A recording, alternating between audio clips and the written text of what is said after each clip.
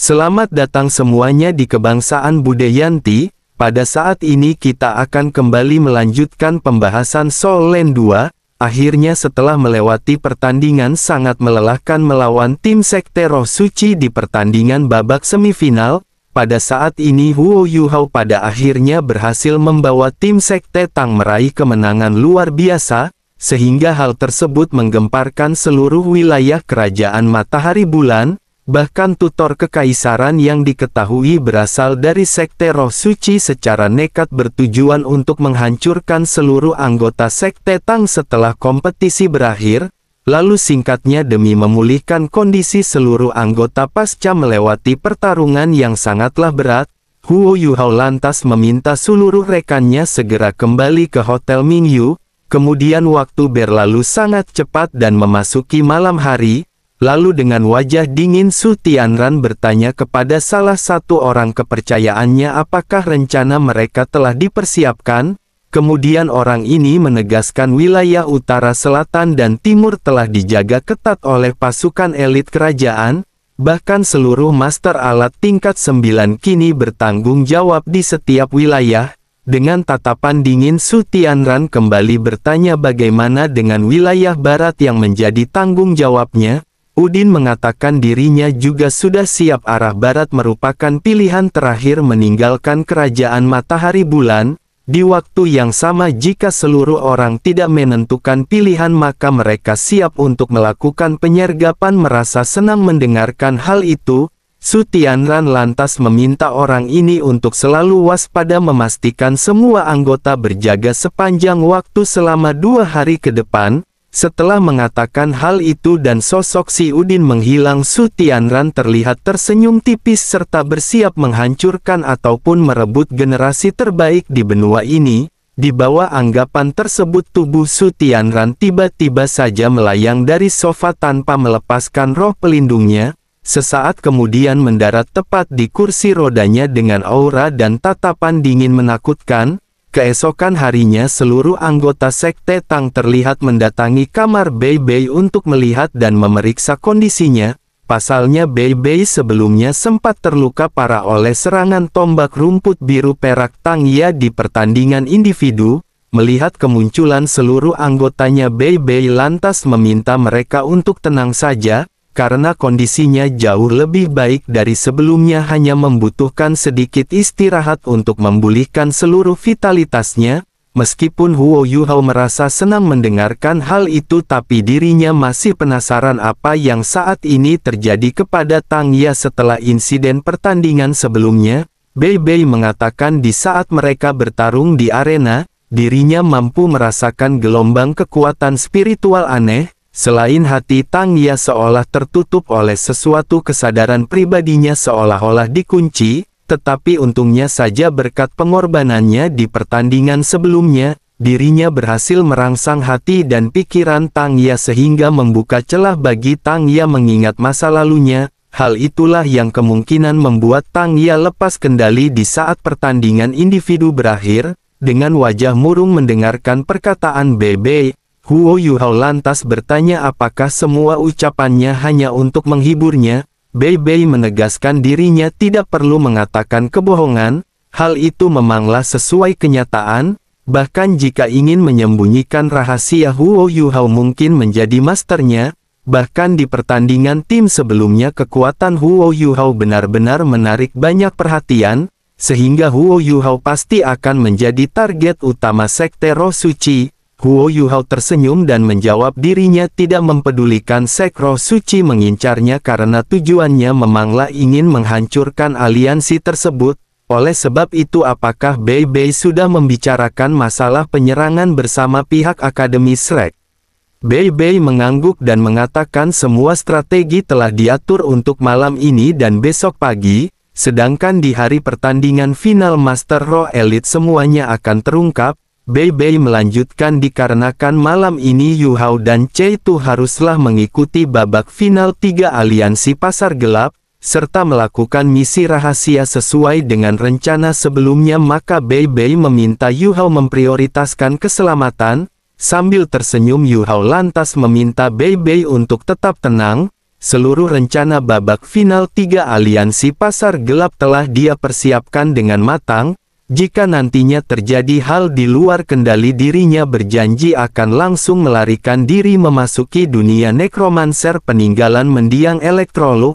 Tidak berselang lama Wang Dong'er terlihat membawa Huo Yuhao dari kamar Bei Bei dan kembali ke kamar mereka. Lalu setibanya di ruangan, Wang Dong'er mengungkapkan rasa kesabarannya melakukan misi menghancurkan sekte roh suci dan kerajaan Mahatari Bulan. Mendengarkan hal itu, Yuhao pada awalnya meminta Dong'er untuk tetap tenang dan menjalankan misi sesuai rencana. Meskipun Wang Dong'er mengangguk menyetujuinya, namun dirinya masih khawatir dengan Yuhao. Pasalnya dalam misi nanti malam mereka akan berada di tempat yang berbeda, di mana Yuhao dan Dace itu akan berada di babak final Master Alat Roh 3 Aliansi di Pasar Gelap, sedangkan dirinya akan bersama para anggota Sekte Tang melakukan pertukaran logam langka. Terlebih lagi Yuhao harus membagi dirinya menjadi 2. Di satu sisi tubuh aslinya mengikuti kompetisi, sedangkan tubuh spiritualnya membantu anggota lain, sehingga situasi yang akan dialami Yuhao jauh lebih berbahaya. Meskipun di momen ini Huo Yuhao masih meminta Wang Dong'er untuk tidak mengkhawatirkan dirinya, namun Yuhao sendiri masih memikirkan satu hal: arah mana yang harus mereka ambil ketika mencoba melarikan diri dari wilayah Kerajaan Matahari Bulan. Tepat di saat Yuhao baru saja mengatakan hal itu, pandangan Wang Dong'er tiba-tiba saja teralihkan. Dirinya melihat sebuah surat tergeletak di atas meja sehingga membuatnya merasa heran. Siapa orang yang meletakkan surat tersebut? Secara hati-hati menggunakan kekuatan spiritualnya, Huo Yuhao lantas membuka isi surat, di mana di dalam surat tertulis segera pergi secepat mungkin dari wilayah Kerajaan Mata di Bulan melalui wilayah Barat, di mana dari 4 wilayah hanya wilayah Barat saja tanpa penjagaan. Dengan perasaan heran, Wang Dong'er lantas bertanya apakah Yuhao mengetahui siapa pengirim surat tersebut. Dengan perasaan sedikit ragu serta mengingat ada sebuah tanda pada surat, Yuhao lantas mengatakan orang yang mengirimnya kemungkinan adalah Juzi. Pasalnya tanda surat hampir sama seperti beberapa alat roh buatannya. Mendengarkan Yuhao salanga akrab dengan calon bini Pangeran Su Tianran sempat membuat Wang Dong'er merasa sedikit kesal. Hanya saja Yuhao memintanya untuk tidak berpikir macam-macam. Pasalnya dalam situasi seperti ini bukanlah waktu yang tepat untuk cemburu. Dong'er menegaskan dirinya bukanlah cemburu, hanya Juzi terlalu baik kepada Yuhao. Bahkan Juzi berani mengambil resiko secara diam-diam membantu pihak lain sebagai target aliansi pihaknya sendiri. Sambil mengangguk Yuhao mengatakan jika Juzi berani mengambil risiko maka situasi kedepannya pastilah jauh lebih buruk dari yang mereka bayangkan. Bahkan kemungkinan Juzi mengetahui rencana aliansi Sekte Roh Suci dan Kerajaan Matahari yang Bulan. Walaupun berkataan Yuhao ada benarnya, tetapi Dong'er masih merasa heran dengan isi surat sebelumnya. Pasalnya di dalam surat mengatakan sisi barat saat ini masihlah aman. Lalu apakah dugaan dan informasi yang selama ini mereka kumpulkan salah? Yuhao menegaskan salah atau tidaknya sisi barat memanglah salah satu pilihan mereka untuk melarikan diri. Menurut informasi dari Guru Zhou Yi, 3 sisi lainnya terdapat sebuah meriam laser otomatis level 9, bahkan memiliki kekuatan untuk membunuh seorang Feng Hao Doulo di atas level 90. Dengan adanya fakta tersebut sudah dipastikan Kerajaan Ryu memiliki sebuah rencana, bahkan mungkin sudah mengambil keputusan. Selain itu juga dikarenakan saat ini Sekte Tang hanya menjadi target sampingan alias target kecil, maka mereka masih memiliki keuntungan. Hanya saja jika nantinya mereka menghadapi musuh yang tidak mungkin dikalahkan, maka Yuhao berjanji akan membawa seluruh anggota ke dalam dunia nekromanser. Oleh sebab itu jika saatnya tiba Sekte Tang akan bergabung dengan Akademi Shrek, Kerajaan Xinglou, Kerajaan Tianhun dan Sekte Tubuh menyerang secara bersamaan di satu sisi sehingga peluang mereka bertambah besar. sambil mengangguk serta Yu Hao masih memiliki kartu truf untuk menyelamatkan seluruh anggota dan juga melindungi dirinya sendiri sehingga peluang mereka melarikan diri cukup besar, maka Dong Er bisa menarik nafas lega. Malam harinya di dalam Hotel King King, ketua ketiga aliansi Sishui terlihat bertanya dengan marah kepada Chen An, kenapa Tang Xi dan Tang Wu belum juga menunjukkan diri? Apakah dirinya tidak memberitahu waktu pelaksanaan babak final? Dengan wajah ketakutan Chen An menjelaskan dirinya sudah memberitahukan hal tersebut, bahkan dirinya sudah meminta mereka untuk datang lebih awal demi melakukan beberapa persiapan akhir. Dengan wajah dingin tetua ketiga menegaskan jika Tang Xi dan Tang Wu tidak datang tepat waktu maka Chen An harus membayar kerugian aliansi Sishui dengan nyawanya. Mendengarkan hal itu Huang Zheng terlihat meminta gurunya untuk tetap tenang. Kedua orang itu pastilah akan menunjukkan diri, terlebih lagi hadiah kompetisi kali ini sangat besar, sehingga tidak mungkin dilewatkan begitu saja. Di tengah-tengah situasi ini tetua kedua yang diketahui bernama Nang Gongwan juga meminta tetua ketiga alias si Jamal untuk tenang saja. Terlebih lagi setelah kompetisi selesai dirinya berniat mengajak Tang Xi dan Tang Wu untuk berdiskusi. Tidak berselang lama setelah keributan barusan Yu Hao dan juga Hei Caito pada akhirnya tiba di tempat ini. Melihat hal itu Nang Gongwan terlihat tersenyum dan menyambut mereka. Bahkan dia tidak berani mempertanyakan keterlambatan mereka, hanya berharap aliansi Sishui mampu menjadi juara di bawah bantuan Yu Hao dan Caito. Dengan senyum rileks, Yu Hao pun mengangguk dan mengatakan dirinya dan saudaranya pasti akan melakukan yang terbaik dalam babak final 3 aliansi nantinya. Nang Gongwan menegaskan dalam kompetisi sebelumnya Tang Wu memberikan kesan sangat dalam sehingga setelah kompetisi berakhir dirinya berharap bisa menjalin hubungan dekat. Bukannya menerima tawaran tersebut, Yu Hao justru menolaknya dan beralasan dirinya datang ke At ini hanya ingin mengikuti kompetisi ini, sehingga dirinya tidak berniat memiliki hubungan lain dengan aliansi pasar gelap. Mendengarkan percakapan Tang Wu alias Yu Hao dan tetua kedua jelas saja membuat Chen An merasa heran, di mana tetua kedua berasal dari sekte roh suci sedangkan Tang Wu diketahui memiliki kekuatan master roh jahat. Tapi kenapa dua orang ini terlihat tidak saling mengenal?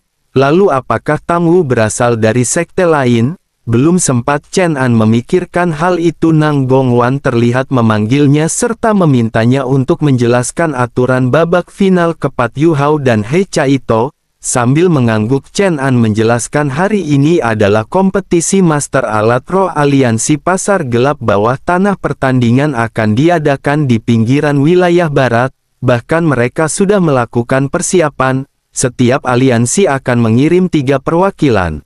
Sehingga total peserta babak final akan berjumlah 9 orang. Dalam waktu 3 jam mereka harus membuat sebuah alat roh kemudian mengikuti pertandingan secara berturut-turut. Pertandingan pertama bertujuan menguji kemampuan membuat alat roh, di mana peserta paling culun alias urutan ke-9 akan langsung tersingkir, sedangkan 8 sisanya maju ke babak. Selanjutnya pertandingan kedua merupakan baku hantam, di mana orang dengan skor terendah akan berhadapan skor tertinggi dan seterusnya untuk memperebutkan posisi 4 besar. Setelah itu barulah menentukan 2 orang untuk maju ke babak final. Hanya saja meski kompetisi berlangsung singkat, namun di babak pertama alias dalam waktu 3 jam mereka harus membuat alat roh sebaik mungkin, sehingga menunjang babak selanjutnya bahkan kemungkinan akan banyak menguras kekuatan dan vitalitas.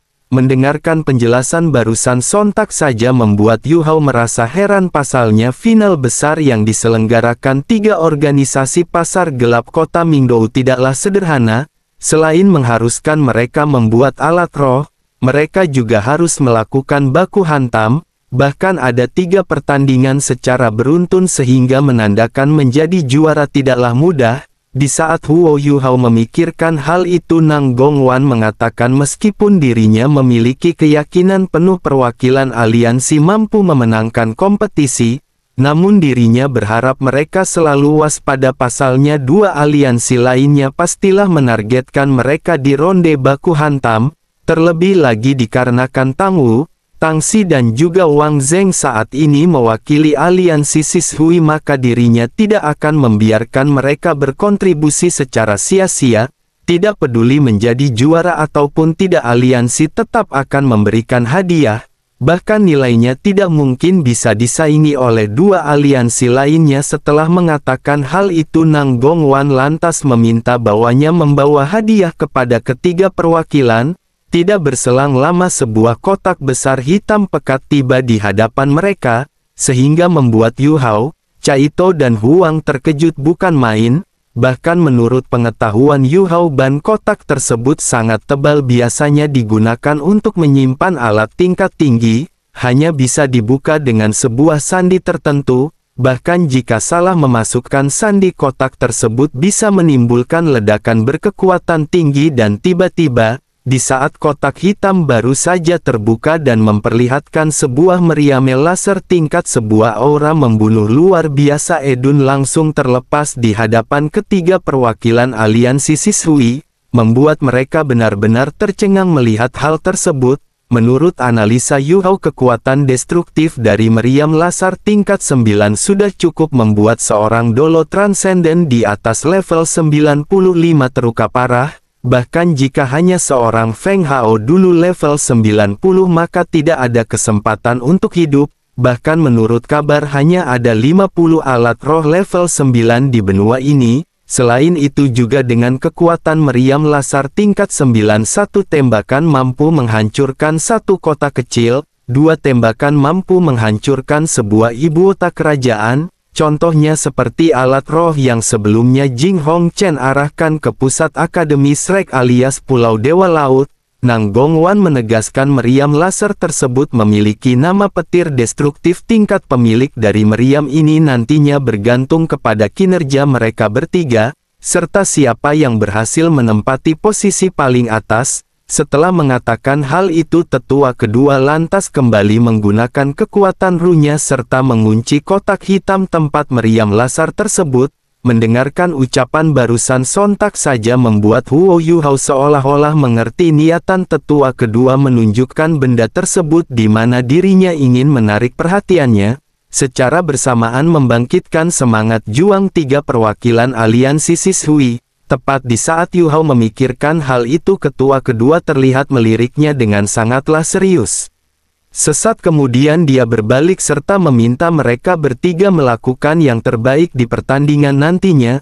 Tidak berselang lama setelah tetua kedua memberikan arahan serta Direktur Chen An menjelaskan aturan kompetisi nantinya yang akan diadakan di wilayah pinggiran barat Kerajaan Rio, baik Huo Yu Hao, He Caito dan juga Huang Zheng terlihat mengikuti para tetua aliansi Sishui menaiki sebuah kereta menuju lokasi kompetisi. Di saat kereta baru saja melaju di gerbong pertama, Mo Kei terlihat bertanya kepada tetua ketiga aliansi gurunya apakah aliansi Sishui benar-benar akan memberikan alat roh tingkat sebagai hadiah. Tidak mempedulikan murid songongnya ini, ketua ketiga kita panggil aja Jamal lantas meminta untuk diam dan tidak banyak berkomentar. Sesaat kemudian Jamal bertanya kepada tetua kedua tentang pendapatnya mengenai Tang Wu alias Huo Yu Hao. Nang Gongwan menegaskan Yuo tidaklah sederhana. Setelah mendapatkan kejutan singkat melihat alat roh tingkat 9 dia mampu pulih dengan cepat sehingga menandakan kekuatan spiritualnya sangat kuat. Dengan adanya fakta itu maka dugaan mereka selama ini benar, di mana Tang Wu pastilah seorang master roh tipe spiritual. Hanya saja jika dilihat dari penampilannya, Tang Wu kemungkinan bukan berasal dari wilayah kerajaan Rio. Oleh sebab itu dengan adanya pengaruh besar sekte roh suci di wilayah ini, maka bagaimanapun caranya mereka haruslah berhasil menarik Tang Wu bergabung dengan sekte roh suci. Merasa senang mendengarkan hal itu serta analisanya selama ini terhadap Tang Wu, salah sontak saja membuat Jamal merasa sangatlah gembira. Dirinya beranggapan tidak sia-sia menawarkan hadiah alat roh tingkat 9 sehingga cepat atau lambat Tang Wu akan menjadi muridnya. Sambil tertawa Nang Gongwan mengatakan untuk tidak mencoba menipunya, Yu Hao merupakan tipe spiritual sehingga lebih cocok menjadi muridnya. Terlebih lagi selama ini tetua ketiga alias Jamal telah memiliki banyak murid sedangkan dirinya tidak memiliki pewaris, bahkan wakil ketua sekte Roh Suci telah menyetujui rencananya menjadikan Tangwu sebagai muridnya. Dengan perasaan kesal Jamal menegaskan Tangwu merupakan seorang master alat roh.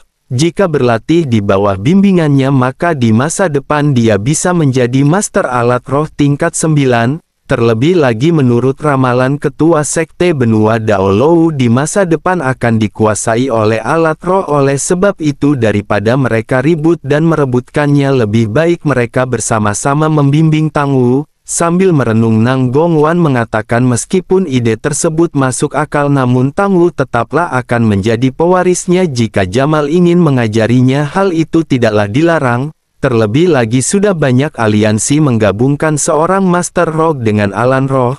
Dengan wajah emosi Jamal jelas saja merasa kesal dengan perkataan Nang Gongwan di saat dirinya mengajari Tangwu tapi Tangwu nantinya tetap akan menjadi pewarisnya. Bisa dikatakan hal itu sangat licik. Sambil tertawa Nang Hongwan mengatakan keputusannya ini sudah didukung oleh wakil ketua sekte. Hanya saja sebagai imbalannya jika nantinya Tangwu resmi menjadi muridnya maka dirinya akan mengembalikan pisau ukir naga kegelapan milik Mo Kei yang sebelumnya diambil oleh Tangwu. Mendengarkan hal itu jelas saja membuat Mo Kei merasa sangat senang, bahkan dia mengucapkan terima kasih atas kebaikan paman gurunya. Bukannya menerima ucapan itu Nang Gongwan justru merasa kesal dan mengatakan Mo Kei terlalu terburu-buru mengambil tindakan sehingga dia harus berlatih beberapa tahun sebelum kembali memiliki sebuah pisau ukir. Di saat kedua tetua melanjutkan percakap di gerbong kedua alias paling belakang, He Caito dan Wang Zhen terlihat duduk sangat tenang tanpa suara sedikit. Bahkan Huo Yuhao terlihat fokus melakukan kultivasi mengumpulkan kekuatan spiritualnya, di mana dalam misi kali ini selain Yuhao harus mengikuti babak final kompetisi, dirinya juga harus menggunakan kekuatan spiritualnya membantu anggota sekte Tang menemukan dan membobol aliansi Sishui sehingga kekuatan yang dirinya butuhkan cukuplah banyak. Merasakan fluktuasi kekuatan di dalam lautan spiritual, Kaisar Es Bing Er yang sebelumnya terbangun dari tidur panjang terlihat sangatlah khawatir dan bertanya kepada Skydream, apakah tidak berbahaya bagi Yuhao melakukan hal seperti ini dengan salah santai. Skydream menegaskan kekuatan spiritual Yuhao sudah setara seperti dirinya saat berada dalam masa jayanya. Meskipun Yuhao harus berada dalam dua tempat dengan tubuh spiritualnya, hal itu tidak akan membahayakan nyawanya. Bahkan meski tubuh klon spiritualnya dihancurkan, hal itu hanya akan membuatnya kelelahan tanpa cedera apapun. Sambil memeluk tubuh jiwa Putri Salju dan mendengarkan Skydream sangatlah tenang membuat Bing Er merasa heran kenapa dia bersikap sedikit berbeda dari sebelumnya.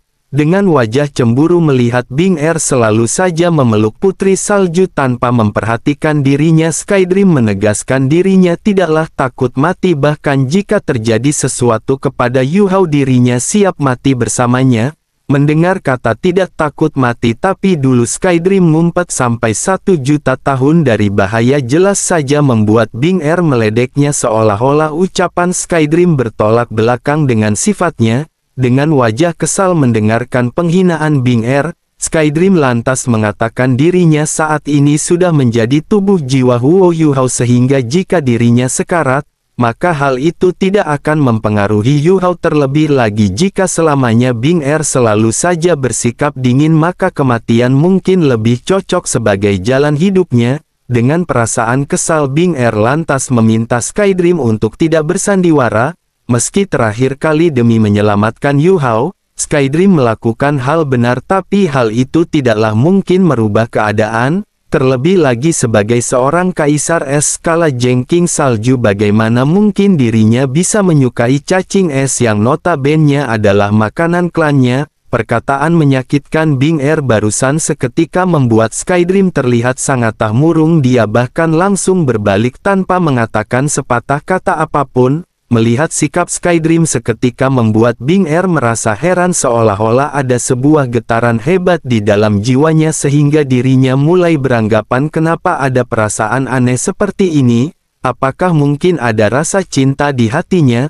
Tapi bagaimana mungkin dirinya bisa menyukai cacing Squidrim, sementara tubuh jiwa putri salju yang saat ini masihlah bocil terlihat kebingungan melihat pertengkaran kedua sahabatnya. Di tengah-tengah situasi ini Bing Er tiba-tiba saja dikejutkan merasakan fluktuasi kekuatan luar biasa tidak jauh dari lokasinya, di mana itu disebabkan oleh tubuh spiritual Yu Hao yang baru saja Yu Hao bentuk untuk nantinya membantu misi anggotanya, sambil tersenyum dan diselimuti energi luar biasa. Kemudian Huo Yu Hao lantas bertanya bagaimana pendapat mereka mengenai tubuh klon spiritual yang dirinya ciptakan. Sambil tersenyum Skydream akhirnya membuka mulutnya meskipun dia memuji metode klon inkarnasi Yu Hao sangatlah mengesankan, tapi dia meminta Yu Hao untuk tidak terlalu lama menggunakan klon tubuh spiritual, meskipun jika tubuh klon spiritualnya hancur tidak akan menimbulkan cedera apapun, tapi hal itu masihlah akan mengguncang lautan spiritualnya, serta membuat Yu Hao sementara waktu kehilangan ingatan jangka pendek, setidaknya membutuhkan waktu 2 bulan untuk kembali normal. Bahkan di saat menggunakan klon tubuh spiritual, tubuh utama Huo Yu Hao tidak akan bisa menggunakan kekuatan penuh sehingga Skydream meminta Yu Hao segera kembali dalam waktu 2 jam. Beberapa saat kemudian gerbong mewah aliansi Sishui akhirnya tiba di lokasi tujuan sekitar 5 mil wilayah barat dari pusat kota Mingdo. Di tempat ini Chen Wen menjelaskan kepada Yu Hao semua petinggi dari 3 aliansi bawah tanah berkumpul di tempat ini. Mereka membawa barisan terkuat untuk mengamankan jalannya kompetisi Master Alat Roh, sehingga tidak perlu khawatir akan adanya konflik. Sementara itu tetua ketiga terlihat bertanya kepada tetua kedua. Menurut informasi kerajaan Matahari Bulan mengirim Master Alat Rat tingkat 9 sebagai penjaga benteng. Bahkan dari 7 juri nantinya 3 orang dari 2 aliansi, 2 orang dari pihak Sishui, sedangkan 2 lainnya netral. Dengan adanya fakta ini apakah mungkin akan terjadi keributan? Sambil tertawa Nang Gongwan menegaskan wakil ketua sekte kali ini membawa 3 tetua ke tempat ini sehingga mereka tidaklah perlu khawatir tentang kerajaan Matahari Bulan. Jika bukan karena kerja sama sekte Roh Suci dan kerajaan Rio, bagaimana mungkin 2 aliansi lain berani bersaing dengan mereka? Hal ini hanyalah sebuah kedok untuk menstabilkan situasi dunia bawah tanah. Sementara itu menyaksikan ribuan penonton sudah memenuhi arena pertandingan sontok saja membuat Yu Hao sempat terkejut. Dia tidak menyangka kompetisi dunia bawah hampir setara dengan kompetisi elit Master Roh. Tidak berselang lama pembawa acara yang diketahui bernama Lucky terlihat memberikan sambutan. Kemudian dia memperkenalkan 3 ketua aliansi bawah tanah. Pertama, ketua aliansi Ping Fan bernama An Li Tong. Dirinya memiliki dukungan penuh dari militer kerajaan Rio. Kedua, ketua aliansi kamar dagang Oudu bernama Wei Er. Aliansi mereka menguasai industri makanan di seluruh kota Mingdo. Sedangkan yang terakhir, ketua aliansi Sishui bernama Udin alias Nang Gongwan.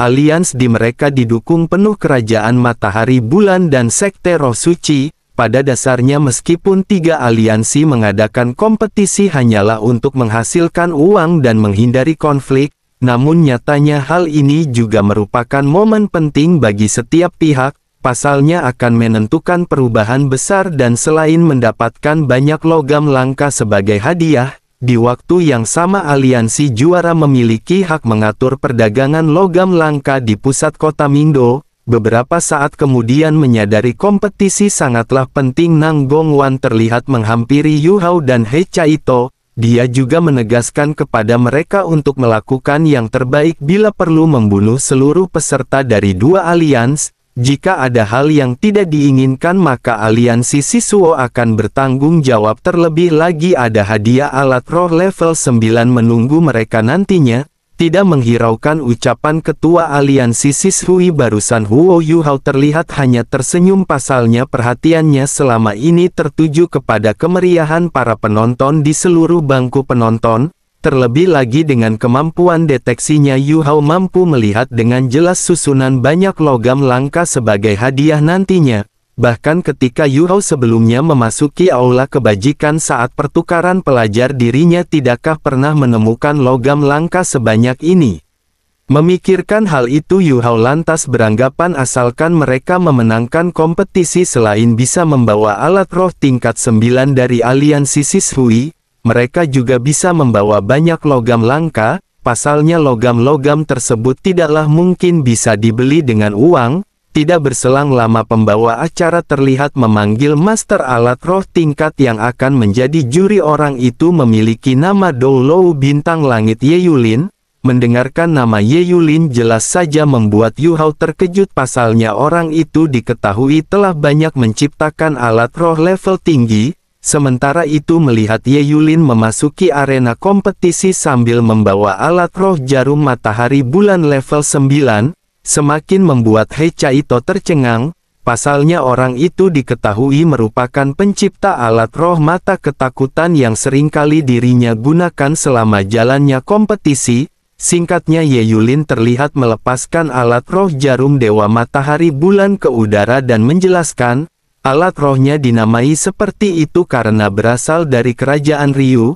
Selain dapat menutupi kelemahannya, jarum dewa matahari bulan sendiri merupakan alat rat tipe ofensif, mampu diluncurkan dalam ketinggian 1600 meter, memiliki jangkauan serangan area 30 meter, bahkan mampu mendeteksi bahaya dalam jarak 50 km. Oleh sebab itu dengan adanya alat roh tersebut dirinya berharap kompetisi berjalan lancar. Jika tidak, bahaya apapun akan langsung terkena serangan telak dari alat roh jarum dewa matahari bulan miliknya. Melihat alat roh luar biasa edun tersebut sontak saja membuat Huo Yu Hao dan He Caito merasa sangatlah gembira. Bahkan Caito langsung mengatakan kalau alat roh jarum dewa matahari bulan sangatlah cocok untuk Huo Yu Hao. Melihat ketertarikan Yu Hao dan Caito, tetua ketiga lantas meminta mereka untuk tidak terlalu tergiur dengan alat roh tersebut. Meski memiliki kekuatan luar biasa tapi membutuhkan waktu 3 hari mengumpulkan kekuatan roh, sehingga hanya akan menghabiskan waktu dan membuang kekuatan jiwa dalam medan perang. Mendengarkan hal itu dan ketidaksukaan tetua ketiga kepada Ye Yulin, tetua kedua lantas memintanya untuk tidak terlalu berlebihan mengkritik sebuah alat roh. Pasalnya jarum dewa matahari bulan memanglah memiliki kekuatan serangan luar biasa, bahkan termasuk dalam alat roh level 9 tingkat atas. Di tengah-tengah percakapan ini Lucky, si pembawa acara, lantas meminta 9 orang perwakilan dari 3 aliansi untuk naik ke atas arena pertandingan. Pasalnya pembuatan alat R babak pertama akan segera dimulai. Mendengarkan hal itu Nang Gongwan lantas membawa ketiga perwakilan aliansi Shishui menuju lokasi pertandingan. Melihat para peserta sudah tiba, Yulin lantas menjelaskan di babak pertama mereka hanya memiliki 3 jam membuat alat roh, bahkan mereka kali ini hanya diizinkan membuat 1 alat roh saja, di mana alat roh tersebut akan menentukan 2 pertandingan selanjutnya. Setiap bahan di tempat ini boleh digunakan, hanya saja mereka tidak boleh menggunakan bahan sendiri alias bahan yang sudah dipersiapkan. Jika ketahuan akan langsung tereliminasi. Selain itu juga setelah 3 jam selesai dan alat roh berhasil dibuat, mereka tidak akan memiliki waktu istirahat, karena kompetisi akan langsung memasuki babak penilaian baku hantam. Setelah mengatakan hal itu, Ye Yulin lantas menyatakan kompetisi babak final 3 aliansi ronde pertama resmi dimulai. Mendengarkan instruksi barusan, seluruh peserta termasuk He Caito terlihat mulai memilih dan mengukir logam langka sebagai inti formasi, sementara Huo Yu Hao terlihat hanya diam setelah memilih logam langka, sehingga membuat ketua ketiga terlihat heran apa yang sedang Yu Hao lakukan. Ternyata bukannya mengukir formasi inti pada logam langka, Huo Yu Hao justru lebih memilih membuat perentelan alias part penyusun alan roh. Sehingga bukan hanya tetua ketiga yang heran, bahkan tetua kedua saat ini juga heran melihat hal tersebut. Di sisi lain sebagai wasit serta seseorang master alat roh level 9 yang telah menciptakan banyak alat roh level tinggi, Ye Yulin juga dibuat heran melihat Huo Yuhao pasalnya di awal pertandingan dan memiliki kekuatan roh penuh. Yuhao seharusnya membuat inti formasi, akan tetapi kenapa dirinya justru menghabiskan tenaga membuat part dan bagian kecil alat roh? Pada saat ini di momen ini ternyata Yuhao sedang memfokuskan kekuatan spiritualnya untuk membentuk sebuah klon di mana klon spiritual nantinya berguna membantu seluruh anggotanya menyelesaikan misi membobol gudang logam langka. Di sisi lain ketika sudah dekat dengan gudang logam langka, aliansi Sishui Wang Dong terlihat dengan cemas bertanya kenapa klon spiritual Yuhao belum juga tiba di tempat ini. Dengan sangat santai dan mengetahui kekuatan spiritual Yuhao sangat overpower, Jue Chen lantas Dong Er mempercayai calon suaminya. Dong Er menegaskan hari ini pertama kali Yuhao menggunakan teknik perpisahan tubuh alias menciptakan kon. Selain itu juga Yuhao saat ini dikelilingi oleh musuh kuat sehingga jika sedikit saja kesalahan terjadi hal itu pastilah akan membahayakan nyawanya. Tidak jauh dari tempat ini serta sesuai dengan kesepakatan yang sudah Mimin jelaskan di spoiler-spoiler sebelumnya, Susan Shi dan Jian Nanan terlihat bertemu orang suruhan Chen An untuk melakukan pembelian logam langka. Menyadari kedua orang di hadapannya pastilah orang suruhan Tanggu, pria misterius ini lantas membawa keduanya menuju lokasi tempat penyimpanan logam langka, sehingga mereka mampu melakukan transaksi lebih aman. Di sisi lain tepatnya di dalam istana kerajaan Matahari Bulan, Putri Juzi dan Pangeran Su Tianran terlihat lagi asik ngobrol santai. Bahkan di momen Su Tianran terlihat bertanya kepada Juzi apakah dirinya ingin menyaksikan jalannya kompetisi Master Alat Roh Dunia Bawah.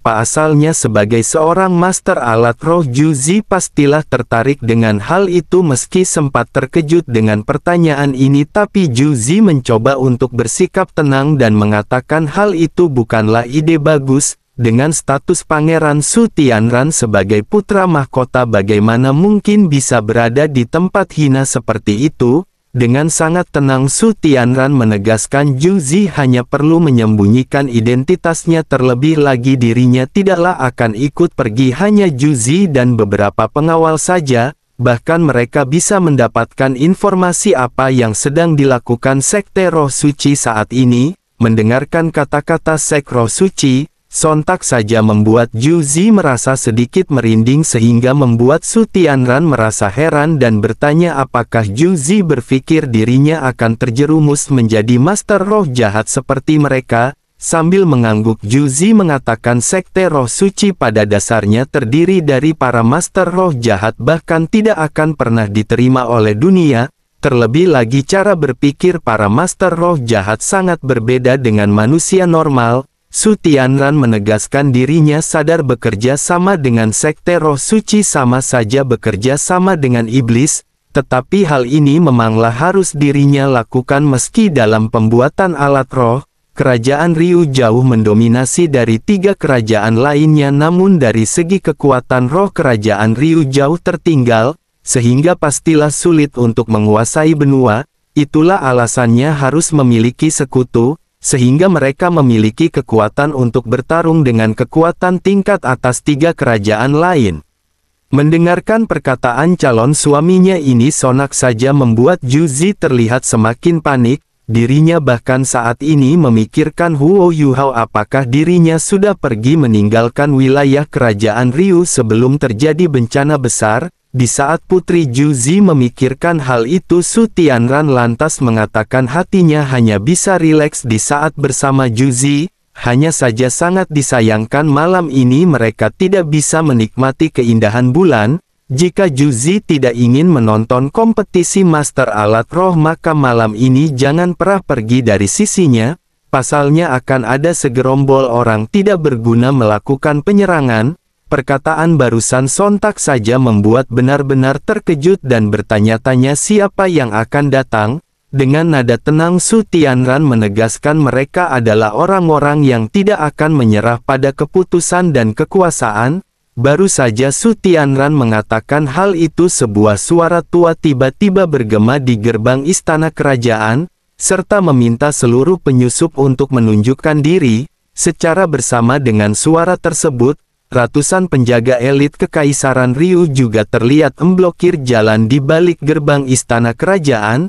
Bahkan orang yang baru saja mengatakan hal itu terlihat melayang di udara, tidak lain dan tidak bukan merupakan pengawal pribadi Pangeran Su Tianran, Kaisar Naga Daulo Long Xiaoyo level 99. Secara bersamaan dengan hal itu, sebuah cahaya hijau kehitaman terlihat muncul di hadapan Long Xiaoyo. Orang ini tidak lain adalah ketua sekte tubuh Dubushi level 99.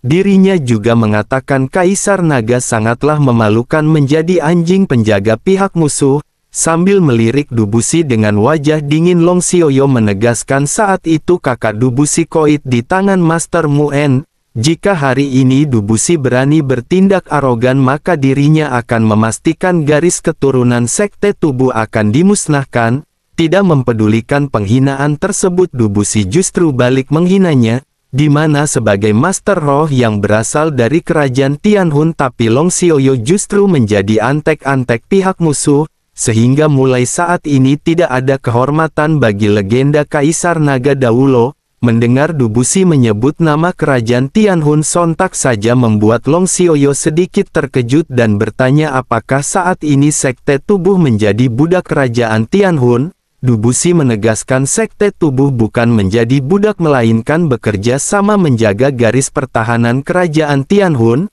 Jika Long Xiaoyo masih menganggap dirinya sebagai bagian kerajaan Tianhun, maka lebih baik menyingkir dari tempat ini. Sambil menggelengkan kepalanya, senior Long Xiaoyo menegaskan dikarenakan Dubushi saat ini berpihak pada kerajaan Tianhun, maka dirinya akan mengampuni nyawanya. Hanya saja dirinya pastilah akan memberinya pelajaran. Di saat yang sama, senior Long Xiaoyo meminta Elder Suan yang dari tadi cuma nguping untuk menunjukkan diri. Melihat kemunculan Elder Suan, Dubushi lantas memintanya untuk segera melakukan serangan dan tidak perlu lagi menaruh rasa hormat kepada anjing penjaga musuh.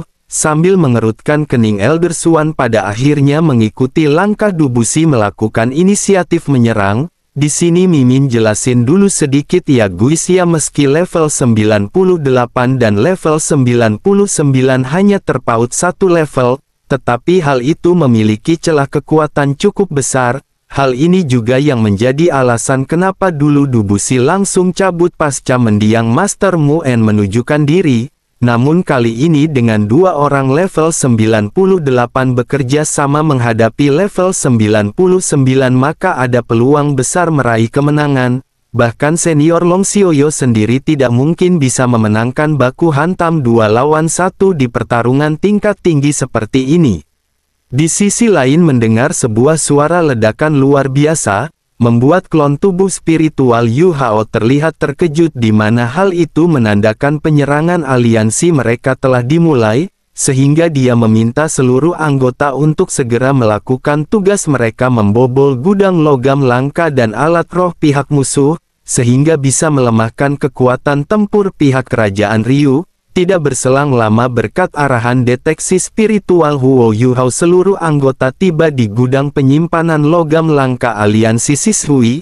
Bahkan setelah berhasil membereskan beberapa penjaga yang tersisa, mereka berhasil mendapatkan kunci menuju ruangan penyimpanan dan tiba-tiba saja, di saat Wang Dong'er dan Wang Qiu'er terkejut melihat begitu banyak logam langka di tempat ini, Yu Hao justru tidaklah mempedulikannya.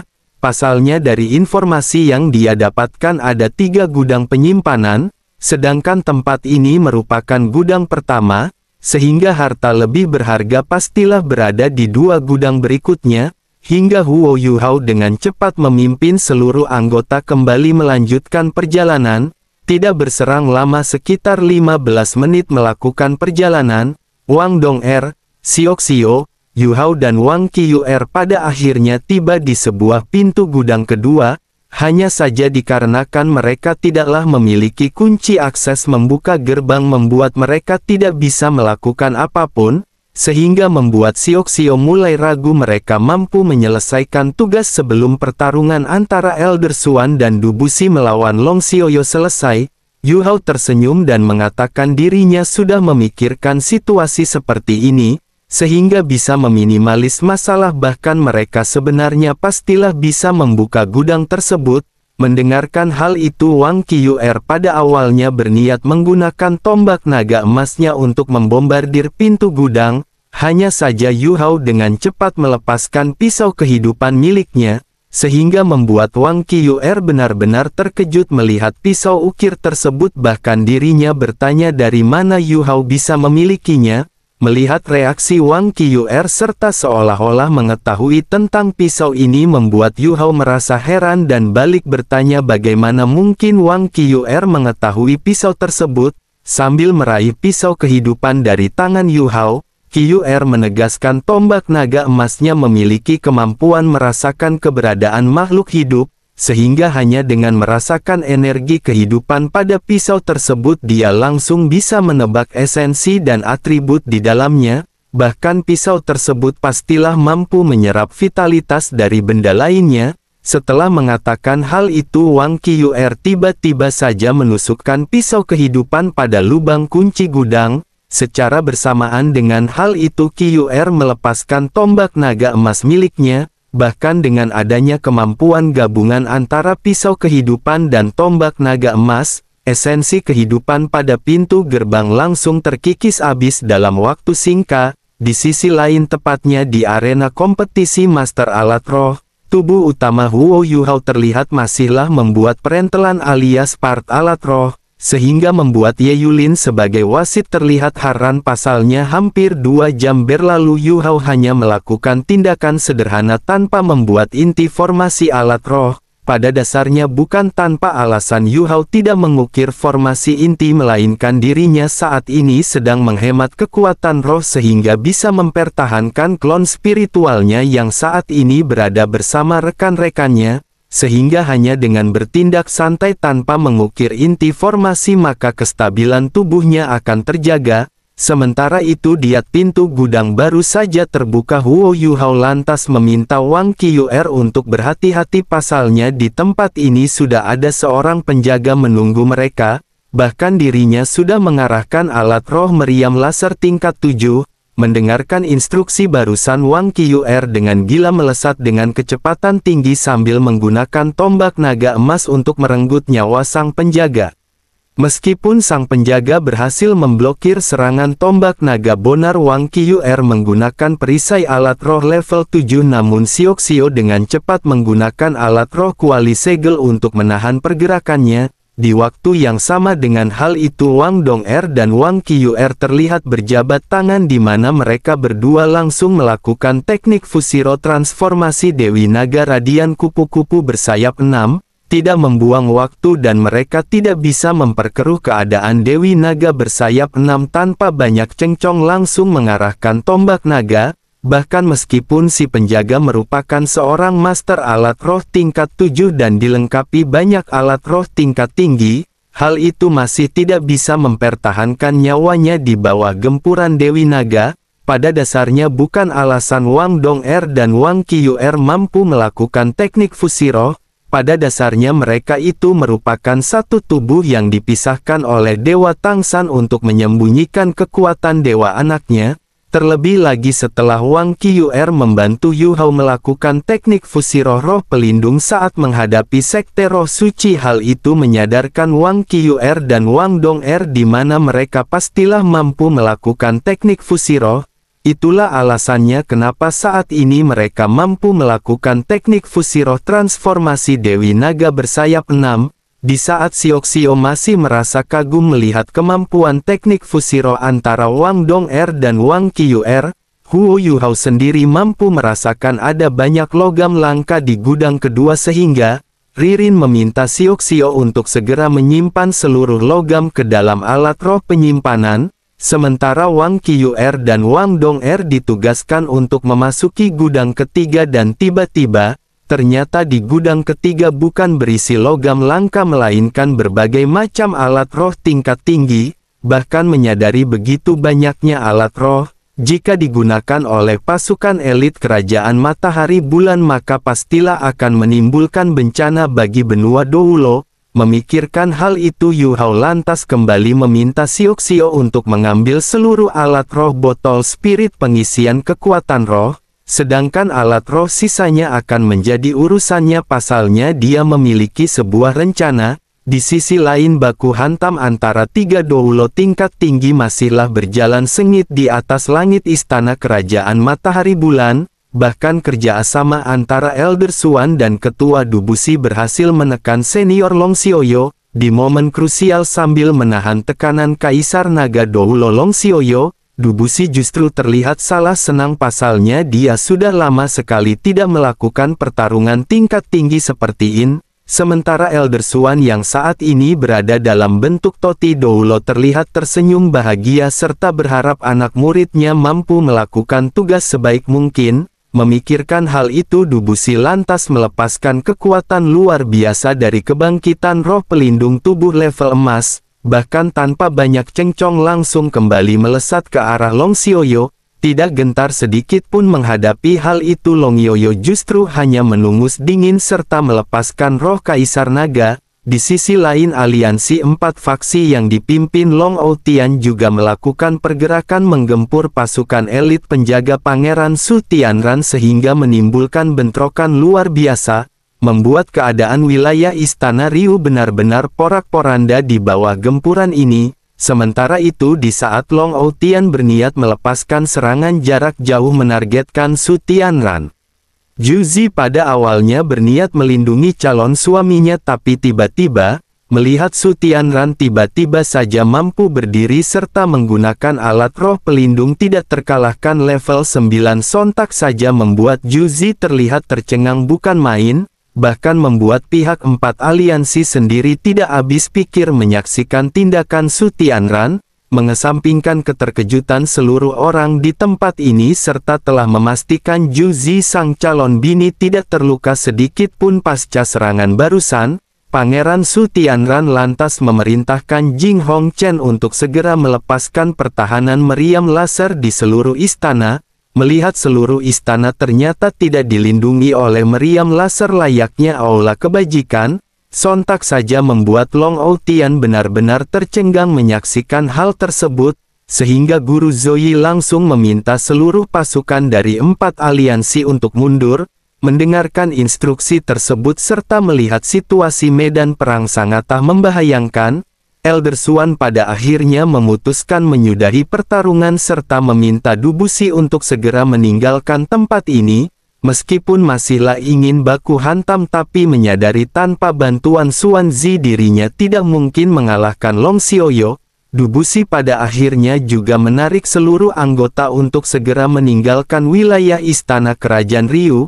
Pada awalnya seluruh pasukan elit termasuk Jing Hongchen berniat melakukan pengejaran, namun Su Tianran langsung menghentikan mereka serta meminta seluruh anggota untuk menjalankan rencana dan mengarahkan pihak musuh menuju wilayah barat, sedangkan tiga wilayah harus berada di bawah pengawasan darurat tingkat tinggi, sehingga mereka bisa melakukan penyergapan.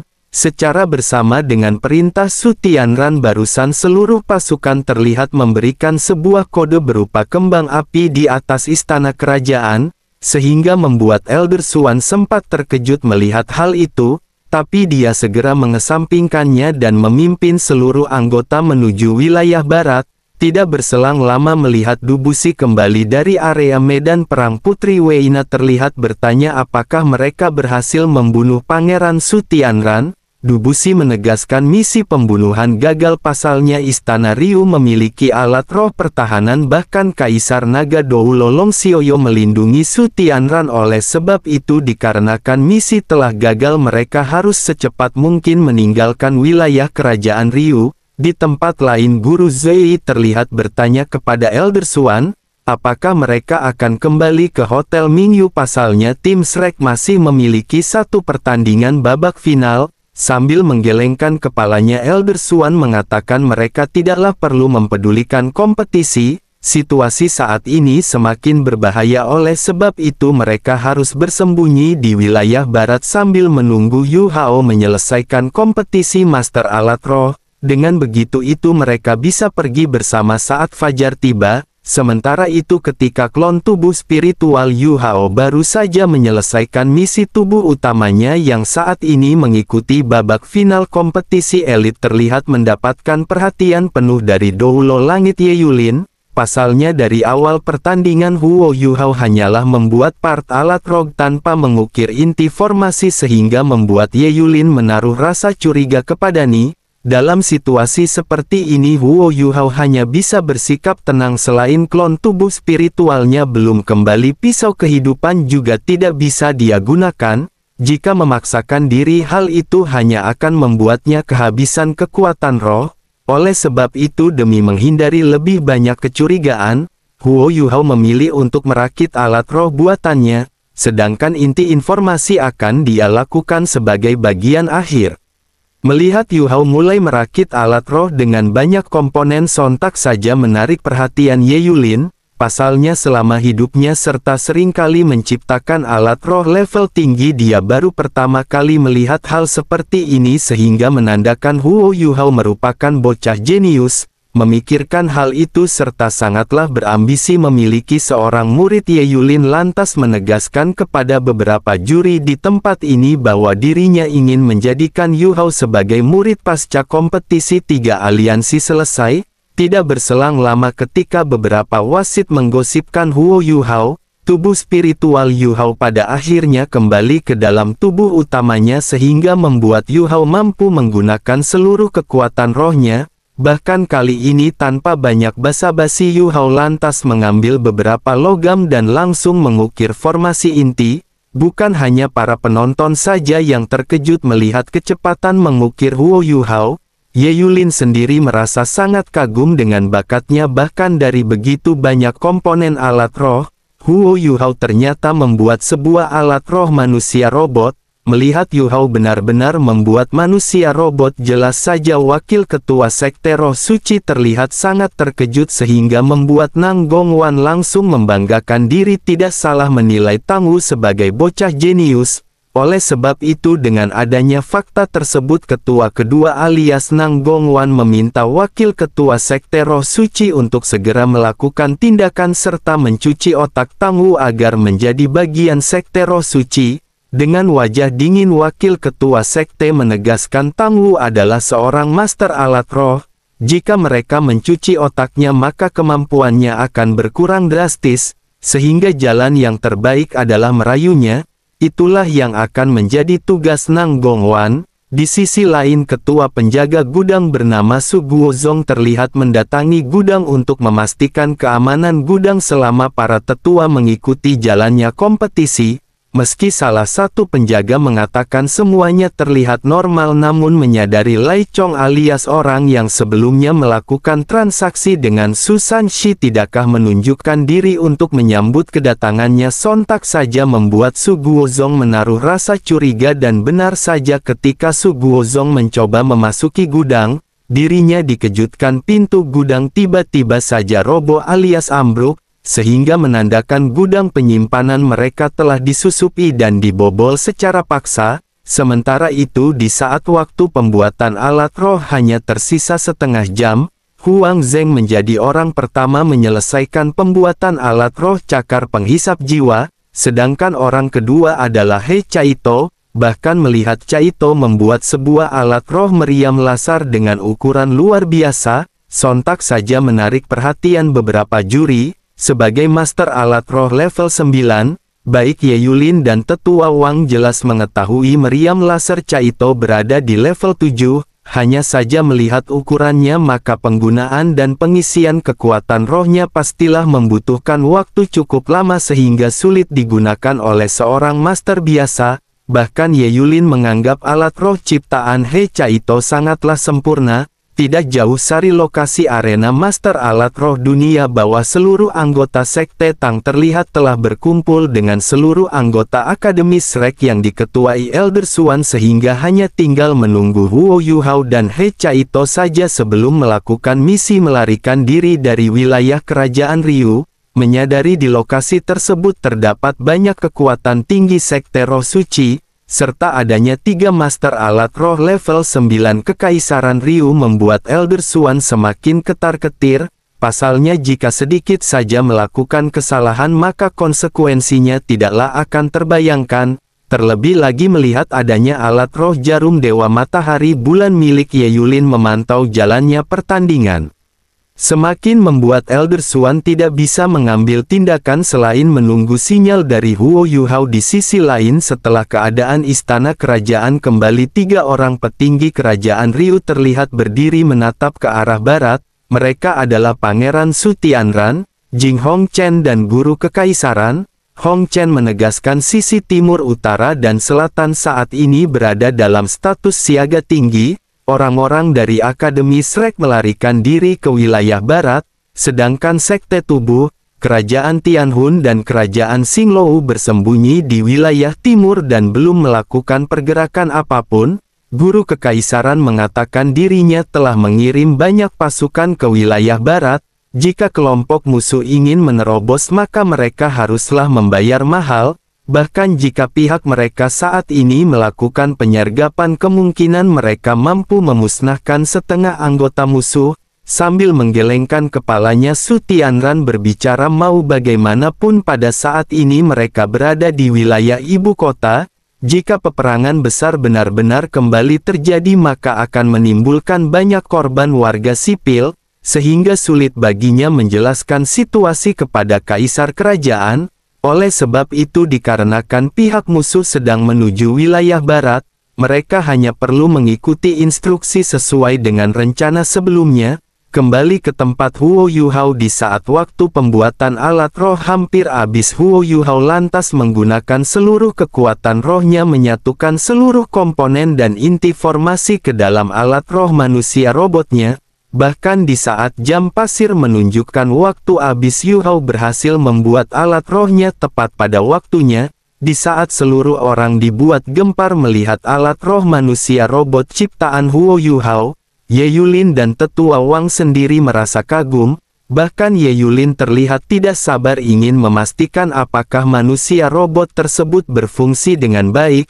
Sementara itu di saat seluruh arena Ryu bergemuruh, Huo Yuhao sendiri justru fokus memulihkan kekuatan rohnya. Selain kini hanya kedua kakinya saja yang tidak bisa digerakkan, kedua tangannya juga sudah mulai stabil, sehingga dengan adanya alat roh manusia robot dia pastilah mampu melewati ronde baku hantam. Tidak berselang lama botak Ye Yulin menegaskan dikarenakan waktu pembuatan alat roh sudah habis maka di babak selanjutnya mereka hanya diizinkan menggunakan alat roh yang telah mereka ciptakan. Hanya saja untuk saat ini mereka diharuskan menguji alat roh tersebut. Jika tidak berfungsi maka mereka akan langsung tereliminasi. Singkatnya di bawah instruksi Ye Yulin, keenam wasit lainnya terlihat mulai memeriksa satu persatu alat roh dari 9 peserta. Sesaat kemudian Ye Yulin mendatangi Yuhao dan bertanya apakah alat rohnya sudah lengkap. Melihat sikap Ye Yulin terlalu hangat serta selalu saja memperhatikannya sentak saja membuat Yuhao menyadari satu hal, di mana orang tersebut pastilah berniat untuk mendekatinya seperti para tetua aliansi Shishui. Bahkan ketika melihat tatapan mata aneh Ye Yulin seketika mengingatkan Yuhao dengan Dekan Yan. Pasalnya dulu Dekan Yan menatapnya penuh makna saat mengetahui dirinya memiliki roh pelindung ganda. Mengesampingkan pikiran tersebut, Huo Yuhao lantas mengangguk sebagai jawaban alat rohnya siap untuk digunakan. Sambil mengangguk Ye Yulin lantas meminta Yuhao untuk membuktikan ucapannya. Bahkan mengetahui Yuhao tidak bisa berjalan, Ye Yulin sempat menawarkan bantuan. Hanya saja di momen ini Huo Yuhao menolak bantuan tersebut dengan alasan dia mampu melakukannya sendiri. Setelah mengatakan hal itu, Yuhao lantas menekan sebuah tombol koneksi pada alat roh manusia robot. sehingga membuka kabin alias tempat bagi Yu Hao nantinya menggunakan alat roh ciptaannya. Di saat Ye Yulin dibuat tercengang menyaksikan hal tersebut serta melihat mekanisme luar biasa di dalamnya, Yu Hao lantas tersenyum dan mengatakan dikarenakan alat roh manusia robot hanya akan digunakan selama jalannya kompetisi, maka dirinya sengaja tidak menambahkan bantalan, bahkan bisa secara otomatis menghancurkan diri. Setelah mengatakan hal itu, Yu Hao lantas menggunakan kedua tangannya untuk melompat dan mendarat tepat di dalam kabin manusia robot. Singkatnya, dengan menggunakan kekuatan spiritual luar biasa, Yu Hao terlihat menyalurkan kekuatannya ke seluruh bagian dan inti formasi sehingga mampu menggerakkan beberapa bagian. Hal ini juga sebagai bukti alat rohnya berfungsi dengan baik. Selain Doulo Langit, Ye Yulin nambah terpukau menyaksikan alat roh manusia robot Huo Yu Hao benar-benar berfungsi. Dirinya juga menyadari betapa banyak kekuatan spiritual yang dibutuhkan untuk mengoperasikannya, sehingga hal ini sudah menjadi bukti kekuatan spiritual Yu Hao sangatlah besar, bahkan semakin membuatnya tertarik dengannya. Di bangku VIP melihat bakat Yu Hao dalam hal membuat alat roh memanglah di luar, Nurul Jamal alias tetua ketiga lantas mencoba merayu tetua kedua untuk mengizinkan Yu Hao menjadi muridnya. Pasalnya dengan pencapaian tersebut maka Yu Hao pastilah berkembang pesat di bawah bimbingannya. Dengan wajah datar, Nang Gongwan menegaskan meski alat rohnya hebat tapi dibutuhkan kekuatan spiritual luar biasa untuk mengendalikannya, sehingga Yu Hao lebih pantas menjadi muridnya. Tidak menyerah begitu saja, Jamal lantas meminta wakil ketua sekte untuk mempertimbangkan ucapannya. Pasalnya bakat Yu Hao dalam hal alat roh tidak bisa dibiarkan begitu saja. Bukannya menjawab hal itu, wakil ketua sekte lantas meminta mereka untuk waspada. Pasalnya dari informasi yang dirinya dapatkan, anggota Akademi Shrek berada di tempat ini, sehingga mereka harus siap melakukan baku hantam. Singkat cerita, 7 wasit pada akhirnya selesai melakukan penilaian dari 9 peserta. Salah satu peserta dari aliansi Pink Fan tereliminasi, sehingga hanya menyisakan 8 orang maju ke babak baku hantam. Oleh sebab itu, demi mempersiapkan diri, Ye Yulin memberikan waktu istirahat selama 5 menit. Di sisi lain, tepatnya di gudang bawah tanah logam langka, sebuah suara ledakan bergema di mana pasca rombongan Su Guozong memasuki gudang untuk mencari penyusup, mereka justru terjebak di dalamnya, sehingga membuat Guozong terlihat sangat emosi. Pasalnya meski dia seorang master alat roh level 9 namun mustahil untuk bisa menerobos tempat ini, sehingga membuatnya semakin muak dengan tindakan sang penyusup alias Huo Yu Hao yang sudah menjebaknya.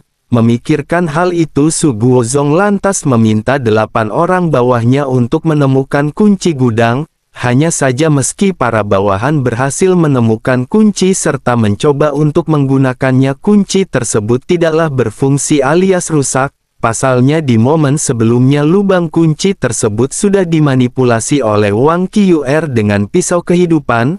Tidak memiliki pilihan untuk bisa keluar dari tempat ini, Su Guozong lantas meminta para bawahan menghancurkan alat roh defensif pada pintu gerbang, kemudian menggunakan meriam laser tingkat 8 untuk menghancurkannya secara paksa. Kembali lagi ke arena kompetisi Master Alat Roh 3 Aliansi. Di saat 5 menit waktu mempersiapkan diri berakhir, Doulo Langit Ye Yulin lantas meminta peserta pertama naik ke atas arena baku hantam. Mereka adalah Tang Xi alias He Chaito dari Aliansi Sishui menghadapi Zhao Saus dari Aliansi Pink Fan. Melihat kedua peserta telah berhadapan di atas arena duel baku hantam, Ye Yulin lantas menegaskan dikarenakan babak kedua merupakan pertarungan hidup dan mati, maka pertandingan tidak akan dihentikan sebelum salah satu pihak mengakui kekalahan, sehingga jika sudah tidak sanggup lagi melakukan baku hantam, mereka diusulkan untuk segera menyerah.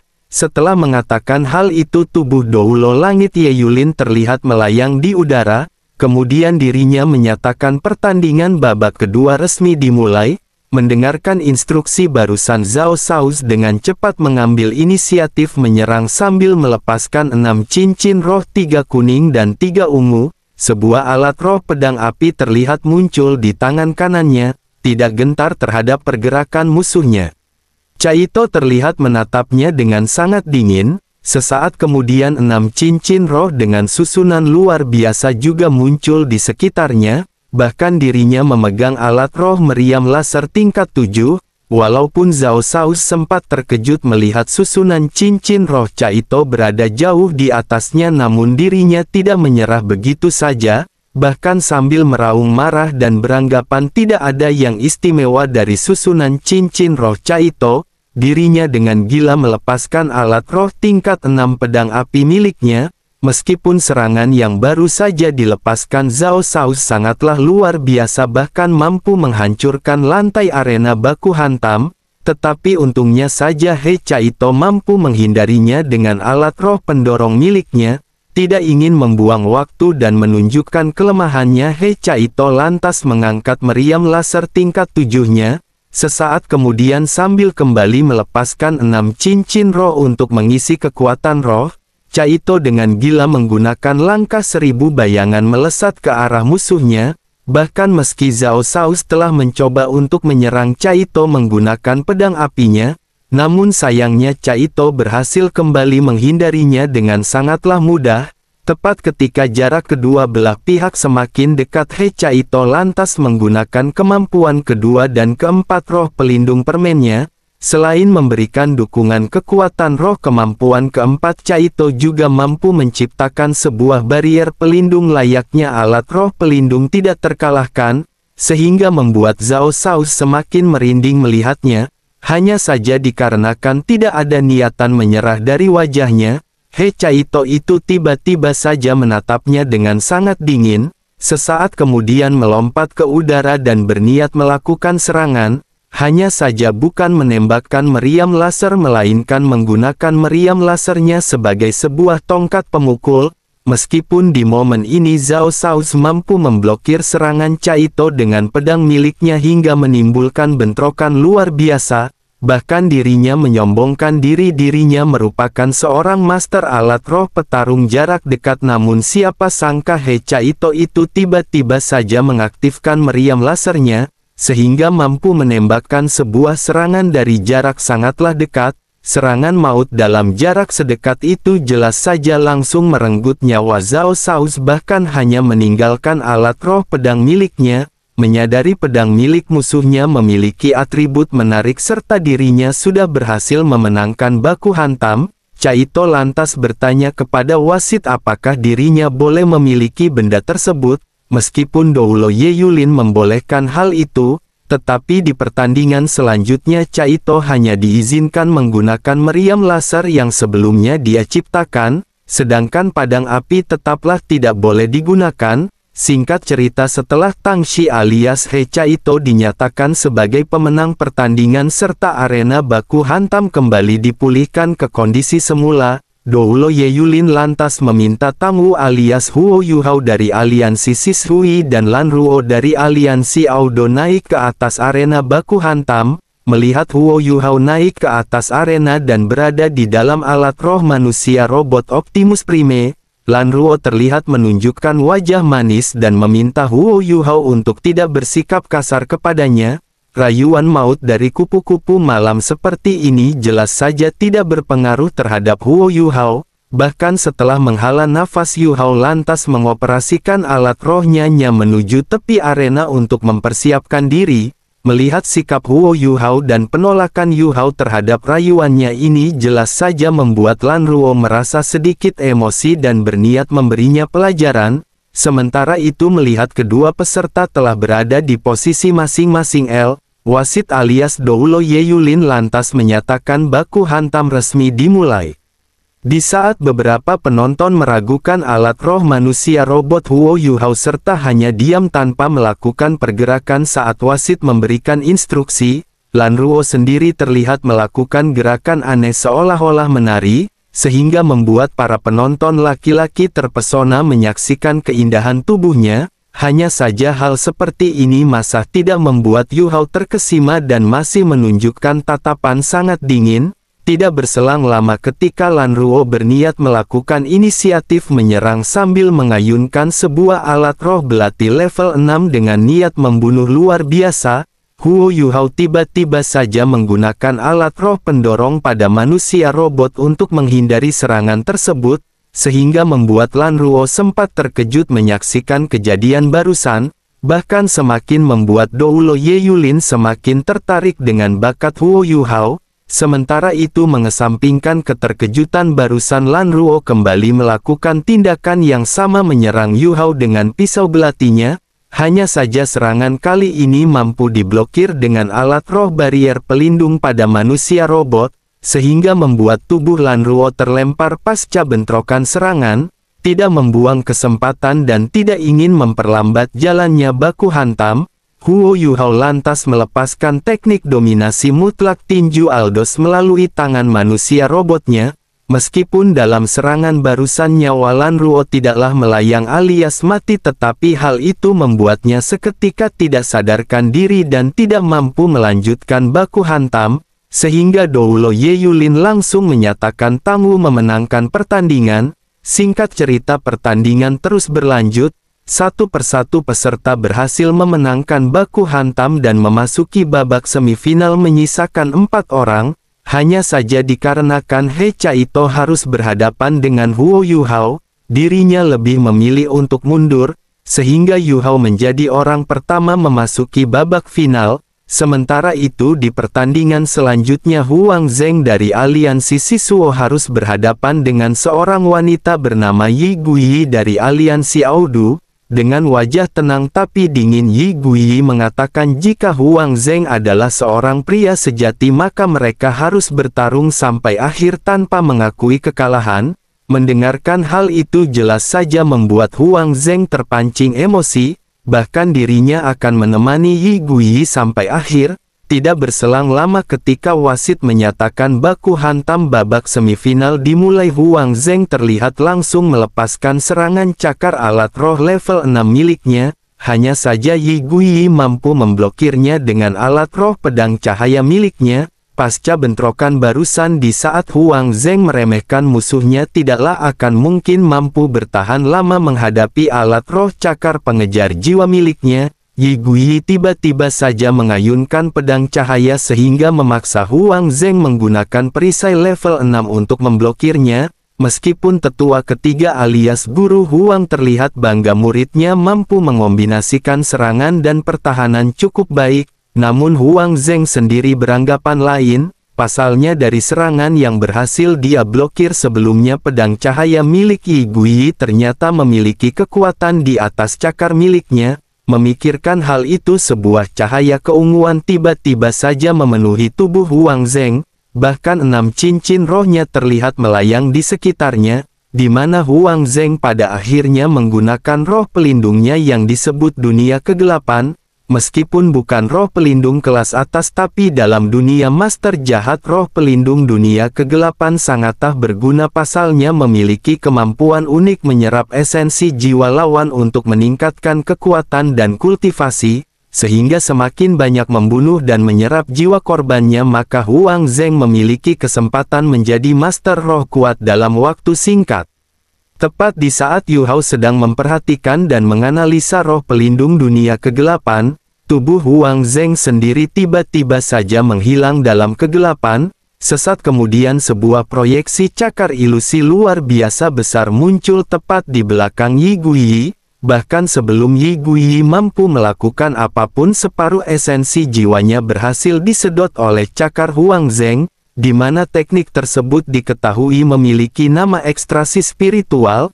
Semakin banyak esensi jiwa Yi Guiyi terserap maka esensi jiwanya akan semakin melemah, sedangkan Huang Zheng menjadi semakin kuat, sehingga jika terlalu lama melakukan baku hantam dalam situasi seperti ini, maka kemungkinan terbesarnya Yi Guiyi akan tewas, esensi jiwanya tersedot habis.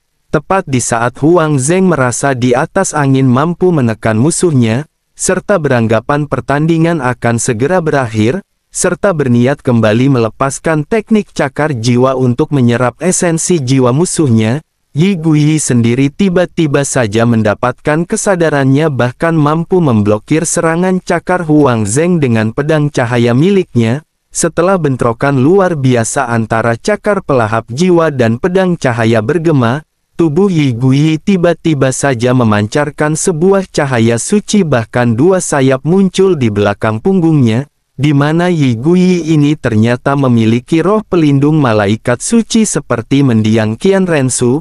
Di saat para tetua aliansi Sishui dibuat tercengang, musuh Huang Zheng ternyata memiliki roh pelindung malaikat suci yang merupakan counter seorang master roh jahat. Huo Yuhao sendiri terlihat menunjukkan senyum tipis, seolah-olah dirinya memiliki sebuah rencana. Sementara itu ketika cincin roh kelima Yi Guiyi berkedip, aura malaikat tiba-tiba saja bersinar lebih intens, di mana Yi Guiyi berniat menggunakan teknik pedang malaikat suci untuk menghancurkan energi jahat milik Huang Zheng. Di bawah teknik tebasan padang malaikat yang memiliki energi cahaya murni, hal itu jelas saja langsung memurnikan jiwa jahat Huang Zheng. Kejadiannya hampir sama seperti saat Yu Hao menggunakan teknik necromancer pada seorang master jahat. Di saat seluruh penonton dibuat tercengang menyaksikan tubuh Huang Zheng menguap di bawah efek cahaya suci dan tidak meninggalkan apapun, Yu Hao sendiri beranggapan Yi Guiyi sangatlah sembrono. Pasalnya dengan hanya dua sayap malaikat, dia dengan gila berani menunjukkan identitas di hadapan aliansi para master roh jahat. Di sisi lain menyadari jika dibiarkan hidup, Yi Guiyi bisa menjadi ancaman besar bagi sekte roh suci di masa depan. Wakil ketua sekte roh suci lantas meminta wakil kedua membereskan masalah ini setelah kompetisi master alat roh berakhir. Mendengarkan hal itu, Nang Gongwan lantas memintanya untuk tenang saja. Dirinya berjanji tidak akan membiarkan Yi Guiyi keluar hidup-hidup dari tempat ini. Dari sisi kejauhan seolah-olah menyadari niatan jahat ketua aliansi Sishui, ketua aliansi Audo alias Wei Er terlihat merasa ada hal janggal. Dirinya sendiri beranggapan apakah salah mengirim Yi Guiyi untuk menghadapi aliansi Sishui. Sementara itu di atas arena baku hantam, setelah dinyatakan berhasil memenangkan babak semifinal dan berhak masuk ke babak final, Yi Guiyi dengan sombong mengarahkan pedang sucinya ke arah Huo Yuhao sebagai lawan terakhirnya, sehingga membuat para tetua aliansi Sishui terlihat merasa heran. Sementara Iru merasa ketar-ketir, Gu berani bertiak nekat di hadapan para master roh jahat. Tepat di saat tetua ketiga terpancing emosi dan berniat untuk membalaskan dendam kematian muridnya alias Wang Zheng, Huo Yuhao yang saat ini sudah berada di dalam alat roh manusia robotnya memintanya untuk tenang saja. Dirinya akan menyelesaikan hal tersebut. Tidak berselang lama melihat Huo Yuhao saat ini berada tepat di hadapannya dan berada di dalam alat roh manusia robot. Yi Guiyi terlihat menatapnya dengan tatapan dingin dan mengatakan, dikarenakan Tangwu mewakili aliansi Sishui maka Tangwu pastilah seorang master roh jahat, sehingga di pertandingan kali ini Yi Guiyi berambisi menghabisinya dengan pedang malaikat seperti Huang Zheng. Sambil menghela nafas mendengarkan tuduhan dan ancaman barusan, Yu Hao hanya bilang semua hasil pertandingan bergantung dengan kemampuan. Mendengarkan percakapan kedua orang di atas arena sontak saja menarik perhatian wasit Ye Yulin. Dirinya bahkan beranggapan meskipun Ye Guiyi saat ini hanya memiliki dua sayap, tapi atribut malaikat suci pada dasarnya merupakan counter para master roh jahat. Jika dirinya bisa membawanya ke hadapan putra mahkota Su Tianran, maka bisa menjadi kartu andalan untuk menekan sekte roh suci. Mengesampingkan pikiran tersebut serta kedua belah pihak saat ini sudah berada di posisi masing-masing, Ye Yulin lantas menyatakan baku hantam babak final 3 aliansi dunia bawah resmi dimulai. Mendengarkan instruksi barusan serta Yi Guiyi berniat menyerang, sebuah suara tiba-tiba saja bergema di benak pikirannya dan mengatakan tindakan Yi Guiyi menunjukkan kekuatan suci di hadapan sekte roh suci sangatlah arogan. Bahkan aliansi Audo tidak mungkin bisa melindunginya. Mendengarkan suara barusan sontak saja membuat Yi Guiyi merasa keheranan dan bertanya-tanya dari mana datangnya suara setan barusan. Meskipun Yi Guiyi sempat mengkiraukannya dan berniat melakukan serangan, tapi tiba-tiba suara barusan kembali muncul dan mengatakan bahwa musuhnya lah yang saat ini berbicara dengannya. Menyadari fakta tersebut serta Yu Hao berhasil masuk ke dalam pikirannya sonter saja membuat Yi Guiyi beranggapan hal ini pastilah hanya sebuah jebakan dan trik dari seorang master roh jahat. Huo Yu Hao menegaskan perkataannya ini bukanlah sebuah trik, pasalnya ada 5 tetua sekte roh suci yang saat ini menyaksikan pertandingan dan berada di pihak aliansi Sishui, sehingga aliansi Audo tidak memiliki kesempatan untuk melindunginya. Merasa terkejut mendengarkan hal itu, Yi Guiyi lantas bertanya kemampuan apa yang Yu Hao gunakan, kenapa dirinya bisa membaca pikirannya. Yu Hao menegaskan roh pelindungnya memiliki atribut spiritual. Selama Yi Guiyi tidak menolak terhubung, maka mereka bisa terus berkomunikasi. Sambil mencoba melakukan serangan dengan pedang cahaya, Yi Guiyi lantas menegaskan kenapa dirinya harus percaya dengan ucapan seorang master roh jahat.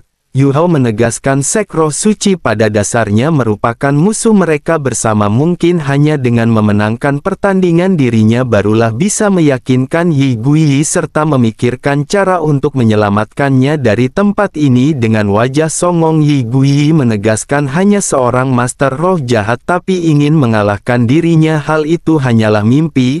Walaupun Huo Yu Hao sempat kesal dengan sifat arogan Yi Guiyi, tapi dirinya mencoba untuk mengesampingkannya serta mengajaknya untuk bertaruh, di mana jika Yi Guiyi kalah maka dia harus menuruti perintahnya, sehingga bisa membawanya pergi dari tempat ini. Mendengarkan hal itu serta memanglah memiliki sifat arogansi sangat tinggi, Yi Guiyi dengan tegas menerima taruhan tersebut.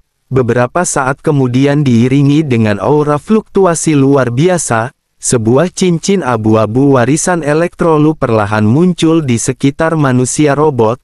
Melihat warna cincin roh tersebut bertolak dengan atribut suci miliknya, seketika membuat Yi Guiyi semakin yakin Huo Yu Hao pastilah seorang master roh jahat. Sambil tersenyum mengejek, Yu Hao menegaskan jika dirinya tidak melakukan hal ini apakah aliansi Sishui dan sekte roh suci mempercayainya. Oleh sebab itu lebih baik mereka fokus dan mengingat taruhan yang sudah mereka sepakati sebelumnya. Merasa muak mendengarkan hal itu, Yi Guiyi lantas melepaskan pelindung malaikat bersayap 2 sehingga membuat seluruh masyar roh jahat merinding merasakan aura suci yang dipancarkan Yi Guiyi. Meskipun gadis ini saat ini hanya memiliki 2 sayap, namun jika dia nantinya memiliki 7 cincin roh kemungkinan akan membuka 2 sayap lagi. Bahkan jika berhasil menembus level 96 kemungkinan dirinya memiliki 6 sayap, dan di saat itulah Yi Guiyi bisa menjadi musuh abadi sekte roh suci. Mengesampingkan pikiran barusan manusia robot, Huo Yu Hao pada akhirnya memegang tongkat nekromancer, bahkan langsung mengangkat tongkat tersebut ke udara sehingga menghasilkan sebuah portal dimensi pemanggilan jiwa. Secara bersamaan dengan hal itu, jiwa Huang Zheng yang sebelumnya mati melawan Yu Guiyi terlihat keluar dari dalam portal sehingga membuat tetua ketiga alias Udin Guru Huang Zheng tercengang menyaksikan kejadian tersebut. Sambil meraung marah melihat Yu Hao mengendalikan jiwa jahat, Yi Guiyi lantas melepaskan tebasan pedang kaya untuk memblokirnya. Meskipun tebasan Yi Guiyi berhasil menghancurkan jiwa jahat Huang Zheng, namun di waktu bersamaan King Huyuo kembali memanggil naga tulang es milik mendiang Yan Feng. Munculnya naga tulang es di tengah-tengah arena baku hantam sonok saja menarik perhatian wakil ketua sontak suci. Mau bagaimanapun naga tulang dulunya merupakan murid kebanggaan guru kekaisaran Ryu yang sudah mati saat melawan tim sekte Tang. Sementara itu di saat Yi Guiyi menatap manusia robot Yu Hao dengan salala dingin dipenuhi rasa benci, naga tulang es tiba-tiba saja melepaskan semburan kristal es sehingga memaksa Yi Guiyi menggunakan kemampuan kelima pedang malaikat suci untuk memblokirnya. Melihat kekuatan pemanggilan yang digunakan Tangwu sontak saja semakin menarik perhatian Wakil Ketua Sekye Roh Suci. Dirinya bahkan menegaskan kepada Nangongwan di mana jika duganya benar serta Tangwu memiliki kemampuan portal pemanggilan jiwa maka dia pastilah putra suci yang ditakdirkan, sehingga dirinya berniat membawa Tangwu menemui Ketua Sekte Roh Suci. Dengan begitu Nangongwan tidak bisa menjadikan Tangwu menjadi muridnya, pasalnya Tangwu ditakdirkan menjadi pemimpin mereka di masa depan. Sementara itu di saat seluruh orang dibuat gempar dengan duel di atas arena, Huo Yuhao lantas kembali membuka portal dimensi spektral, sesaat kemudian membawa masuk tubuh dan manusia robotnya ke dalam portal. Meskipun Yi Guiyi dan seluruh penonton dibuat tercengang dengan tindakan Huo Yuhao, namun belum sempat mereka berpikir lebih jauh, puluhan skeleton alias pasukan tengkorak keluar dari dalam portal sehingga memaksa Yi Guiyi baku hantam melawan pasukan Necromancer.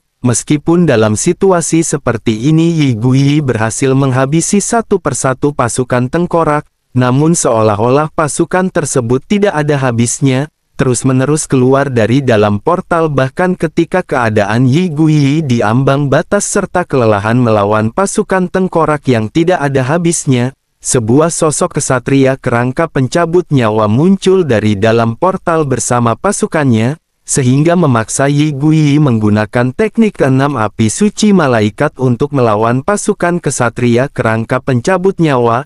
Menyaksikan Yi Guiyi yang memiliki atribut suci kualaan melawan Huo Yuhao serta jiwa gentayangan dari dalam portal seolah-olah tidak takut terhadap atribut suci, sontak saja membuat Nangongwan tersenyum dan setuju dengan perkataan wakil ketua sektinya di mana Yuhao pastilah putra suci yang ditakdirkan, pasalnya dirinya mampu mengkonter atribut malaikat suci. Sementara itu di atas arena ketika Yi Guiyi berniat melepaskan tebasan pedang cahaya ke arah portal spektral milik Huo Yuhao, sebuah energi cahaya luar biasa tiba-tiba saja menyelimuti tubuhnya bahkan membuat seluruh penonton tidak mampu melihat kejadian di tempat ini. Di saat Yi Guiyi terpan merasakan energi cahaya luar biasa suci yang baru saja keluar dari dalam portal, pandangannya kembali melihat hal di luar dugaan, di mana sebuah proyeksi mata spiritual dengan cahaya lebih intens muncul tepat di hadapannya. Bahkan sesaat kemudian dari mata tersebut muncullah sesosok Dewi Radian dengan aura lebih suci dari aura malaikat suci miliknya. Melihat Yi Guiyi hanya terdiam pasca merasakan energi suci miliknya, Huo Yuhao lantas bertanya apakah saat ini Yi Guiyi sudah mempercayai ucapannya serta tidak lagi menganggapnya sebagai seorang master roh jahat. Tepat di saat Yi Guiyi mengangguk mendengarkan ucapan Yuhao, cahaya di sekitarnya tiba-tiba saja menghilang menunjukkan pemandangan normal seperti sebelumnya, sehingga membuat beberapa penonton bertanya-tanya apa yang sudah terjadi di dalam cahaya sebelumnya. Belum sempat mereka mendapatkan jawaban, Huo Yuhao lantas menggunakan kemampuan ilusinya seolah-olah menciptakan sebuah rantai menahan pergerakan tubuh Yi Guiyi, sesaat kemudian menariknya ke dalam portal. Kemampuan ilusi yang membuat Yi Guiyi seolah-olah tewas secara mengenaskan sontak saja membuat seluruh penonton terkejut bukan main, bahkan beberapa tetua dari 3 aliansi bergetar hebat menyaksikan kekejaman Huo Yuhao. Nah jadi ceritanya gini ya guys ya, takut kalian gagal fokus dimana setelah Yi Guiyi mempercayainya, Huo Yuhao lantas menggunakan kemampuan ilusi seolah-olah membunuh Yi Guiyi dengan kekuatan Necromancer, namun faktanya Yuhao membawa Yi Guiyi ke dalam portal Necromancer sehingga dia bisa menyelamatkan Yi Guiyi dari para tetua sekte roh suci. Jadi sampai sini jelas ya guys. Ya tidak berselang lama ketika Doulo Ye Yulin baru saja menghampiri Huo Yuhao dan berniat menyatakan pemenang kompetisi. Tetua kedua dan tetua ketiga terlihat naik ke atas arena, bahkan Nangongwan bertanya kepada kedua ketua aliansi apakah ada kata-kata yang ingin mereka sampaikan. Mendengarkan hal itu serta tidak lagi memiliki hal lain, kedua tetua aliansi hanyalah terdiam. Sehingga Nangongwan dengan bangga menyatakan aliansi Sishui resmi menjadi pemenang kompetisi 3 aliansi dunia bawah. di sisi lain tepatnya di gudang bawah tanah yang sebelumnya dibobol oleh Huo Yuhao, Tetua Su Guozong terlihat sangatlah murka karena logam langka di gudang kedua ludes tidak tersisa, bahkan dari informasi bawahannya alat roh botol spirit dan alat roh di atas level 5 di gudang ketiga ludes, sehingga para perampok pastilah menargetkan logam dan alat roh berkualitas tinggi. Tepat di saat Su Guozong merasa kesal dan berniat menyelidiki pelaku pembobolan gudang, dirinya tanpa sengaja menemukan formasi inti peledak berdaya tinggi dengan batas waktu peledakan yang sudah ditentukan. Kembali lagi ke arena pertandingan di saat dua tetua mengucapkan terima kasih dan baru saja memberikan imbalan sesuai dengan kesepakatan sebelumnya. Huo Yuhao pada awalnya berniat untuk segera meninggalkan tempat ini. Namun belum sempat dia melangkah, wakil ketua sektor roh suci tiba-tiba saja menghadangnya sehingga membuat Huo Yuhao merasa heran apa tujuan dari aliansi Sishui. Kenapa mereka mempersulitnya setelah apa yang dirinya lakukan untuk mereka? Wakil ketua sekte roh suci, kita panggil aja Putri, menegaskan dirinya bukan berniat mempersulit melainkan ingin mendiskusikan sesuatu hal. Bahkan dilihat dari kemampuan Yuhao sebelumnya, Yuhao seharusnya merupakan seorang master roh jahat.